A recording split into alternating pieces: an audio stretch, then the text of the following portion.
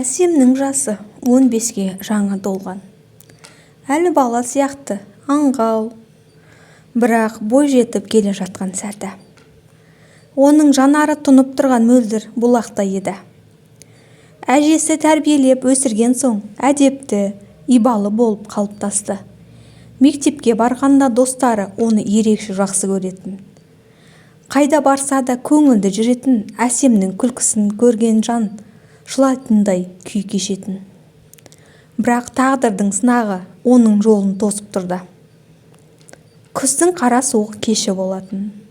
Ауылдың шетіндегі шағын үйде ас дайындығы жүріп жатты. Үлкен асқа дайындалған ауыл адамдары улап-шулап жүрген. Сол күні алыстан ағайындар да келген. Әсемнің туыстарының бірі қонақ болып кіріп, қызды жалғыз қалдырған сәтті пайдаланды. Әсемнің жүрегі атша тулап, жан дауысы шықты. Бірақ айнала ушу. Ешкім оның жан айқайын естімеді. Әлем үшін бұл бір сәт үнсіздік қана. Ал Әсем үшін мәңгілік жара болды. Ол түннен кейін мүлде өзгерді. Бұрынғыдай жарқырап күлмейтін, көзінде үнемі мұң тұратын. Оның жанын түн сайын қорқыныш пен үнсіз жылау қинады.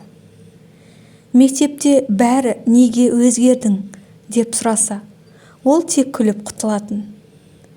Бірақ жүрегінде дауыл тұрды. Айтқысы келді, айқайлағысы келді, бірақ қорықты. Айтсам ешкім сенбейді, айтсам бәрі мені кінәлайды деген ойдан жүрегі сынып, түнде жылап қана қоятын.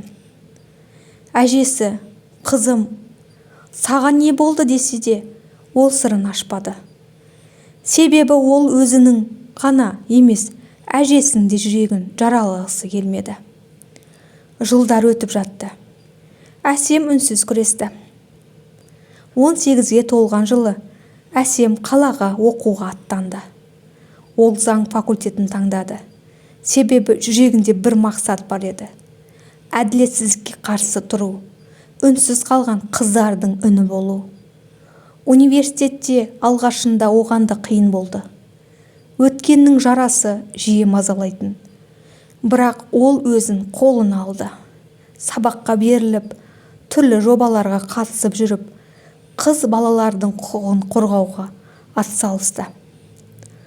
Жиналыстарда да сөз сөйлегенде оның үні дірілдеп шықса да, әр сөзі жүректерге жететін. Себебі ол өмірден өткенді айтып тұрды. Ол құрбан болған қыз емес, қайта тірілген, қайта күрескен батыл жан еді. Бір күні ол арнайы кездесуде сөз сөйлеп тұрып, алғаш рет өзінің өткенін ашық айтты. Бүкіл зал үнсіз тыңдады. Оның жан айқайы енді басқаларға үміт болып жетті. Әсемнің батылдығы көптеген қыздарға күш берді. Мен үнсіздіктің құрбаны болдым. Бірақ қазір үнсіздікке қарсымын. Ешкім де үндемей жыламауы тиіс, деді ол көз жасына ерік беріп. Осы сәттен бастап Әсемнің тағдыры мүлде басқа арнаға бұрылды. Ол тек студент емес, күрескерге айналды. Жазғы демалыста Әсем ауылына оралды.